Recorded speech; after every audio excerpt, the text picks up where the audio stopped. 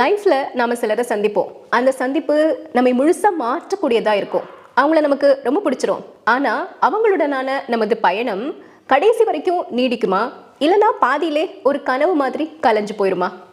இந்த ஒரு கருத்தை தன்னுடைய அற்புதமான கதை மூலமா சொல்லியிருக்கிறாரு உலக புகழ்பெற்ற ரஷ்ய எழுத்தாளராகிய ஃபியோடர் தஸ்தயேவஸ்கி. அவர் எழுதிய வெண்ணிற இரவுகள் சிறுகதை தான் இப்ப நான் உங்களுக்கு சொல்ல போறேன்.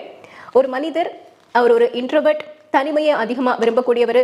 இன்ட்ரோவர்ட்ங்கிறத தாண்டி கற்பனைகள்லையும் கனவுகள்லையுமே வாழ்ந்துட்டு இருக்கிறாரு. அப்படிப்பட்ட சூழல்ல அவர் ஒரு பெண்ணை சந்திக்கிறாரு. அந்த பெண்ணுடைய பெயர் நாஸ்தன்கா.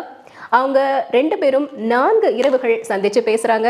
அந்த சந்திப்பு அவங்களுக்குள்ள ஒரு நம்பிக்கையை கொடுக்குது. அந்த நம்பிக்கை காதலா மாறுது. காதல் கை கூடுதா இல்ல வழக்கம் போல அவருடைய கனவாவே அது கலைஞ்சு போகுதா அப்படிங்கிறத ஃபியோடர் தஸ்தயேவஸ்கி ரொம்ப அற்புதமா இந்த கதையில சொல்லியிருக்கிறாரு.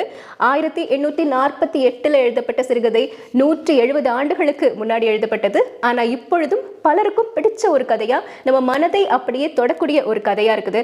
அவ்வளவு தூரம் மனதை தொடக்கூடிய கதையா இருக்கிறதுக்கு இதுல ரொம்ப பயங்கரமான விஷயங்களோ இல்ல ரொம்ப டிராமாட்டிக்கா எதுவும் காட்டியிருப்பாங்களோ அப்படிலாம் ஒண்ணுமே கிடையாது. சாதாரண விஷயம், எளிய கதை, ஆனா நம்ம மனசை தொடக்கூடிய ஒரு கதை.